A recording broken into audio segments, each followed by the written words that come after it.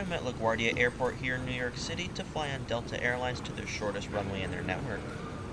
Most of you probably think I'm talking about Key West in Florida, which is half true, as that is the shortest runway that a Delta mainline aircraft operates to, sitting at 5,076 feet. And that is what comes up when you search the internet for Delta's shortest runway in their network, but this is actually not true. The shortest runway that the Delta brand operates to, which does include the Delta Connection brand, is actually just slightly shorter, being only 76 feet shorter than the runway in Key West. I am of course talking about Hilton Head Island Airport in South Carolina, where the runway sits at 5,000 feet exactly. Delta operates flights to Hilton Head Island Airport in South Carolina from both here in LaGuardia and Atlanta seasonally, with the flights going from mid-April to mid-October every year.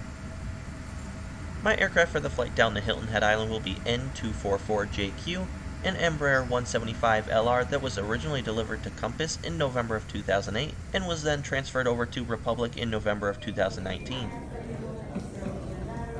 For customers on Delta Flight 5618 with service east to Hilton Head, we are now ready to begin our boarding process.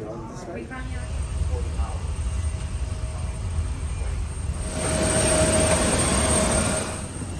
My seat for this flight down to Hilton Head will be 2A, a window on the left side of the plane in the airline's first class cabin. I've actually been on this specific tail number a couple of times, including in one of my videos on the now discontinued route between Boston and White Plains, New York, so it's not really a special 175, but I will explain why this aircraft in particular is rare for this route once we're in the air.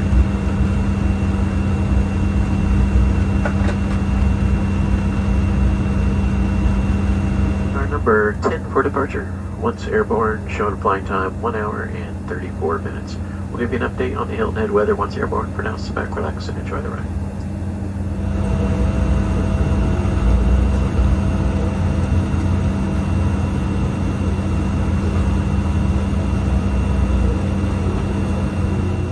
Airport 618, no delay, 46 takeoff, set against that 2 mile final.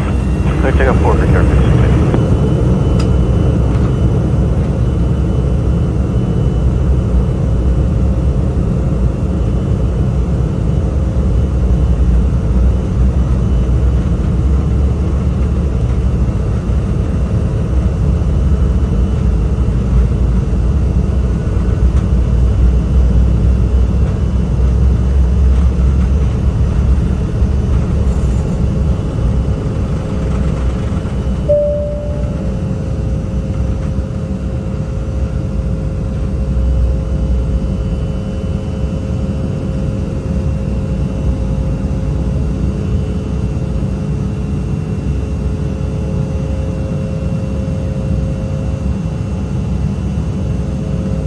Airport 618, departure today. Our departure break Airport 618.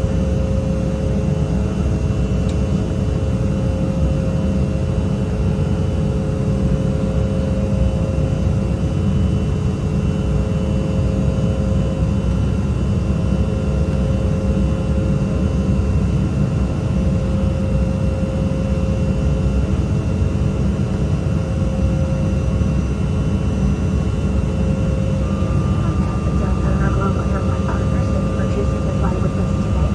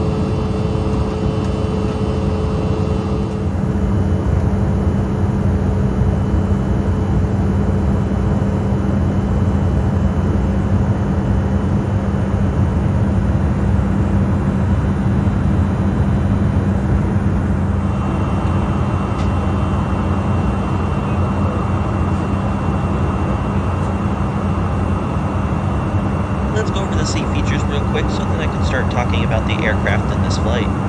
There is a large amount of room between my knees and the seat in front of me, which is 100% expected as this is a first class cabin. In the seat back pocket there is a safety card as well as a sick bag, and right next to that there is a smaller pocket so you can put a water bottle as well as your phone and any other small devices. On the front of your armrest there is this cup holder so you don't have to take your entire tray table out. In the opposite armrest from that cup holder is your tray table, which is very decently sized. Being in first class, you did get premium snacks along with free alcohol, and I of course went with bourbon cream. Now that that's over, I get to talk about the specific aircraft and of course the Hilton Head Island Airport. The Embraer E170 is the smallest fleet type for Delta Airlines with only 11 of them in the Delta branding, tied with the A330-200 which also has 11. Given the Hilton Head Island Airport runway is only 5,000 feet, this flight is usually flown with the E170 given how short it is and the performance that is needed for the small runway. The E170 is also a couple feet shorter than the 175, and although it is only a couple of feet, that does make a difference when you're operating into very weight-restricted places with short runways such as Hilton Head Island.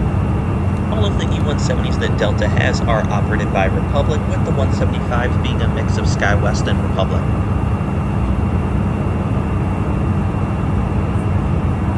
Unfortunately, on the day I took this trip, it did get swapped to the 175, which is why I'm on this aircraft, and it was a very last-second change, as when I arrived in LaGuardia, it was still the E170, but about an hour or so before the flight, it looks like the tail number had changed, and it was then a 175, and with the fact that Delta only has 11 of them in their fleet, unfortunately, there were no other spare 170s available to take this route down to Hilton Head Island, which is the reason I ended up on the 175 for this trip. As far as I know, there is no weight restriction on the days this route actually is operated on the 170, but on days it does get swapped to the 175 like on this one. The aircraft gets weight restricted to at most 62 passengers on board, but could be less depending on the weather and runway conditions in Hilton Head, especially if an alternate is needed because of the weather in the area. Even though the runway at Hilton Head Island Airport is short, it actually used to be even shorter than that. In the summer of 2018, they lengthened the runway from 4,300 feet to 5,000 feet exactly, and Delta resumed service to the airport in the spring of 2019. Before 2019, the last time Delta flew to Hilton Head Island was back in 2010 with Saab 340s from Atlanta. For the longest time, US Airways Express, which then changed to American Eagle, was the sole remaining carrier at Hilton Head Island Airport, as they were the only major US carrier that still had turboprop aircraft and a hub close enough where they could fly them to Hilton Head Island Airport. Although Delta and United both now serve Hilton Head Island Airport, American is still the only remaining carrier that does the service year-round, with Delta and United only offering the service during the summer and springtime. And before I knew it, we were starting our descent into Hilton Head Island.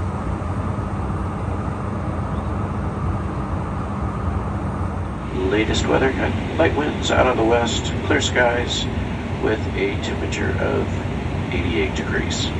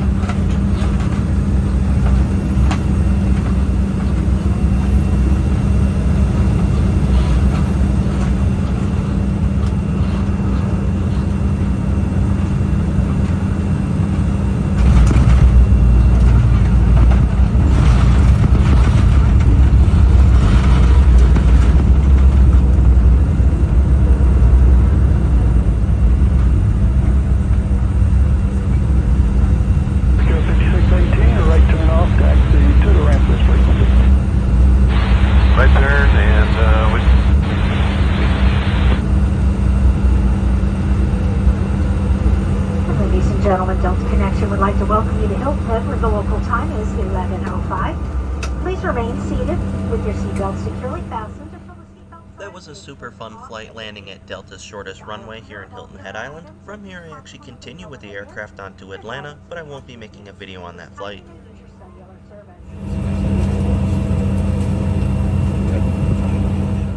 For those people that do connect here on Hilton Head Island, which I'm sure is few and far between, they do make you leave the secure area and you have to go through TSA again.